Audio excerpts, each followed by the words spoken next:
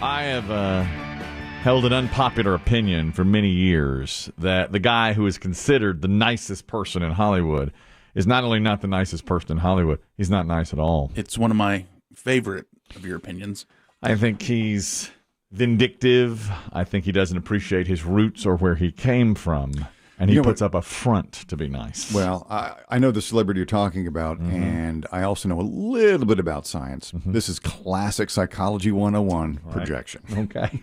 This guy appears to be nice, but really he's not nice. You're describing yourself. Okay.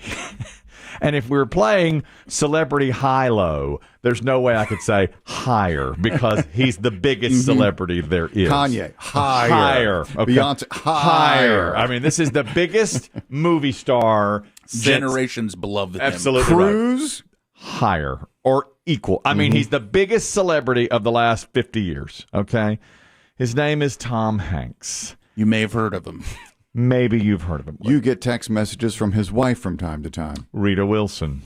And I texted her to say, do you mind if we talk to Tom Hanks while y'all are laid up for COVID? And she never replied back. Once again, proving my point that he's not. Yeah. Man, that was back when the pandemic was fun, wasn't it? Yeah. That was back when we were like, hey, this is our shot to get Tom Hanks. He's got this weird thing. He's stuck at home. No big deal. He's the first one to have it. He's the first guy. So, I got this. He was filming in Australia. Here's why I don't think Tom Hanks is very nice. Two reasons. One, I saw him interviewed on the red carpet once about bosom buddies. Now, he was on the red carpet for the Academy Awards, probably getting ready to win for Forrest Gump or Philadelphia.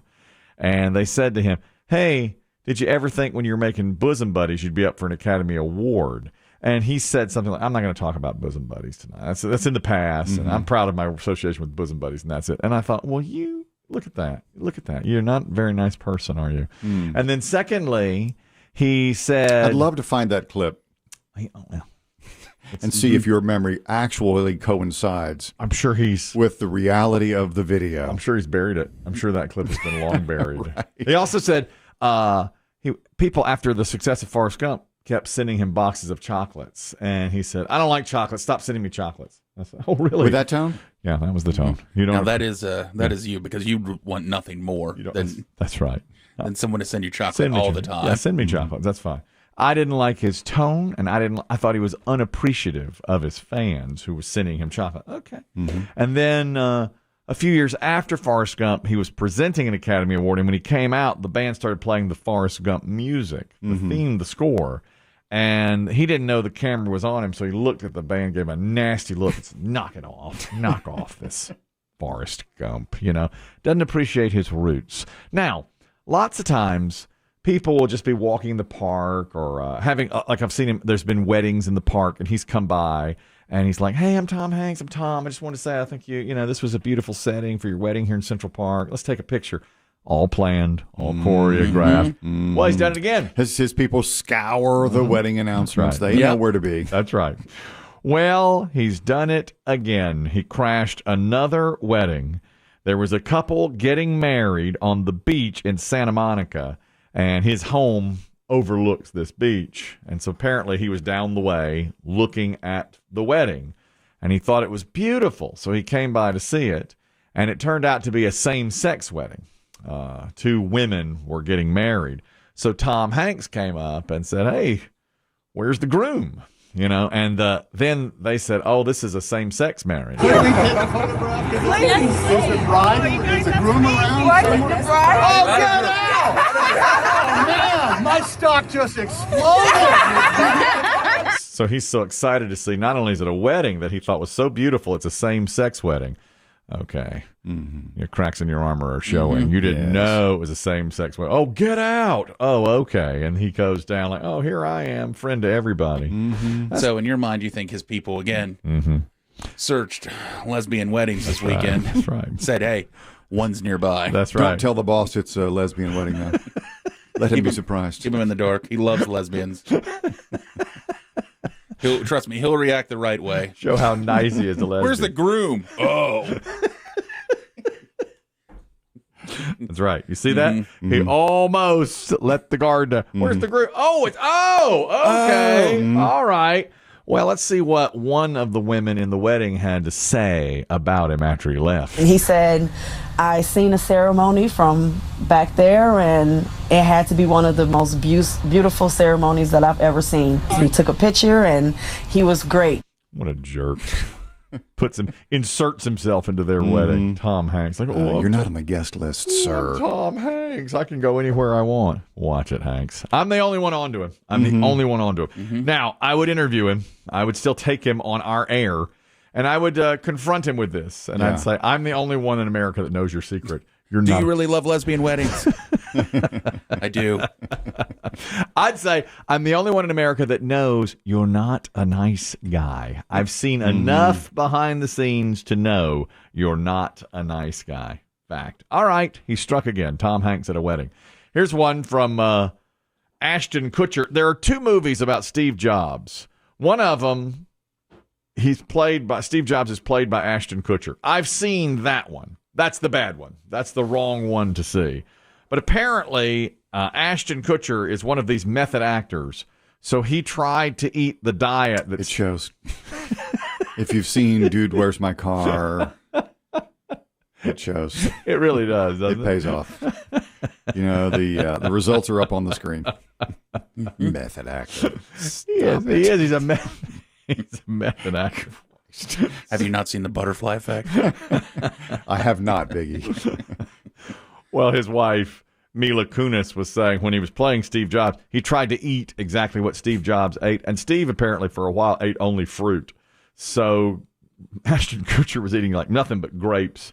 And Mila Kunis said we had to take him to the hospital twice. He got so many problems from eating nothing but fruit. Oh, he's downplaying it. He was so dumb. He also, I think, only ate like grapes at one point. That fruit diet. Yeah, it's so stupid.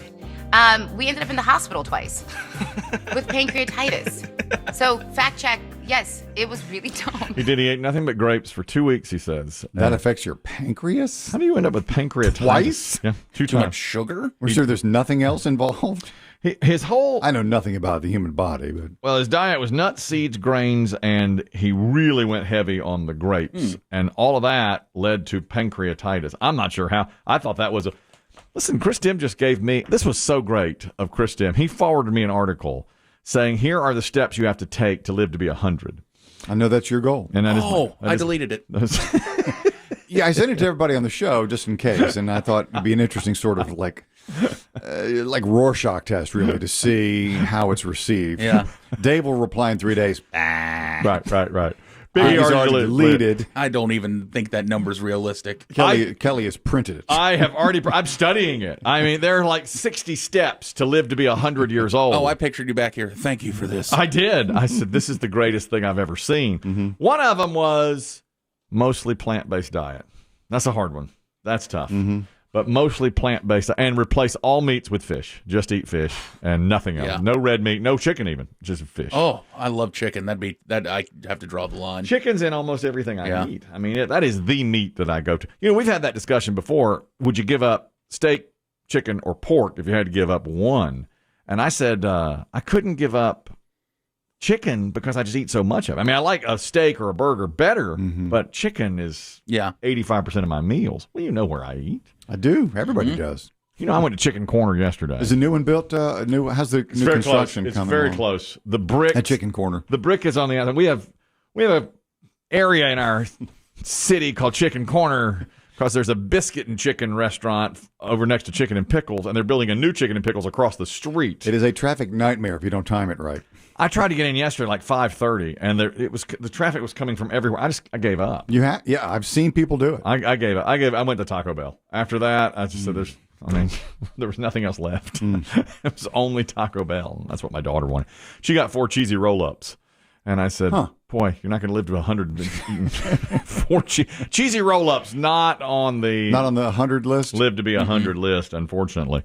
By the way, this is food-related as well. The McRib returns on Monday. Not interested. Not interested in the McRib. I eat nothing but fish. I eat fish. Nuts and grains. And nuts and grains and vegetables. And my pancreatitis is flaring up. That was a great, great article that Chris Demm sent. I think he does this to you to almost as a like just a little fun for him because he sends it always right something right before eating season because he knows you're going to really get into it, and then when we get to Thanksgiving, you're done. Total failure. It's over. Forget it. Next week's leftover candy week. Oh yeah. Oh, you came in this morning. You're like, any chocolate in here yet? What is that? Is that a bag? Oh, it's still that stupid Laffy Taffy.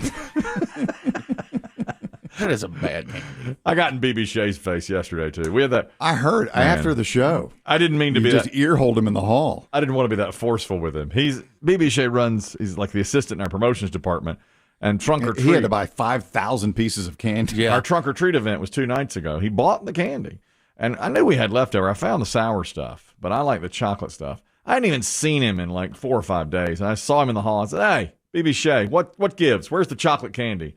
And he's like, "Oh, I didn't know. I don't." And I was like in his face, and then he walked away like tail between legs. I want the leftover bags on my desk before the close of business. Yeah, and then our engineer said, "You're a little harsh on him, aren't you?" I was like, "I didn't even know." You don't even know what you're doing right now, do you? You're just snapping left and right. Left. I mean, all The over. mask is falling away. Totally true, but you might be right. You blame Tom Hanks. Let me tell you, Tom Hanks.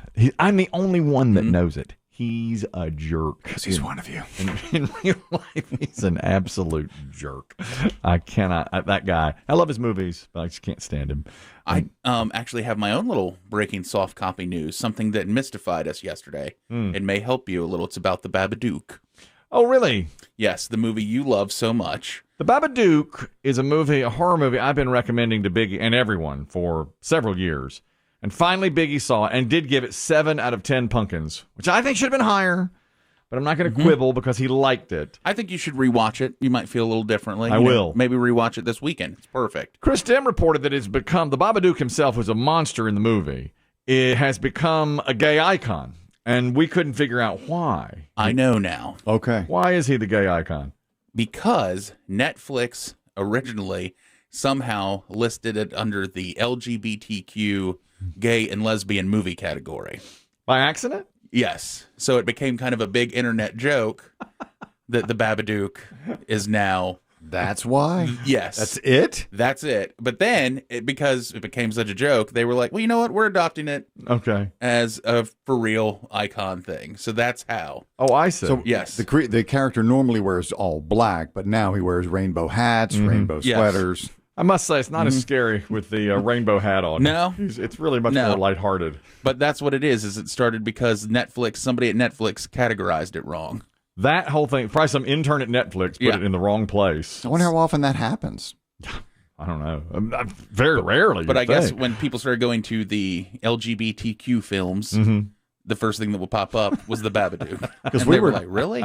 We were trying to overthink it yesterday. We said, is it repressed? Yeah, no. Is it hiding? He's kept in a closet, Yeah, all not those unable things. to live your Yeah. real life, your truth. Nope, it was simply somebody meant to put horror and selected LGBTQ films. You know, another thing, we just found this too late. There was a story yesterday or the day before about a grown man playing guitar, but he played it so poorly that his father shot him through the guitar Shot the guitar Yeah. first, multiple times. The son took one slug. Yeah. right to the side.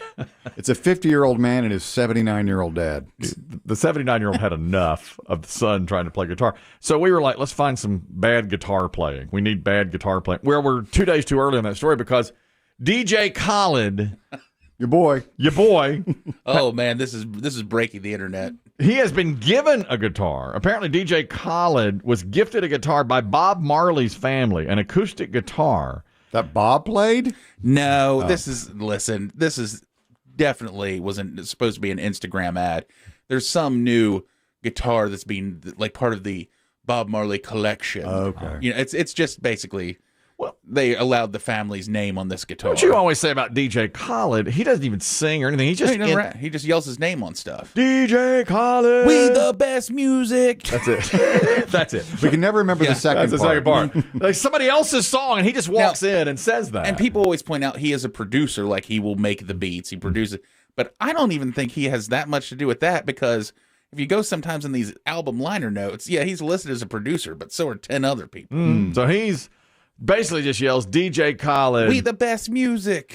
All right, so he was Another one. presented this guitar by Bob Marley's family, and then he started to play it. A special note from the Marley family.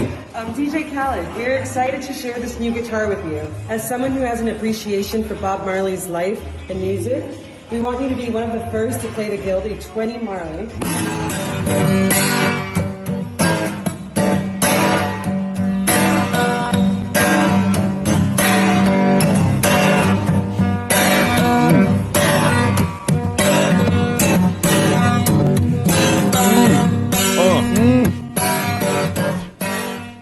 Now, nobody shot him. No. No. But they could have. Man.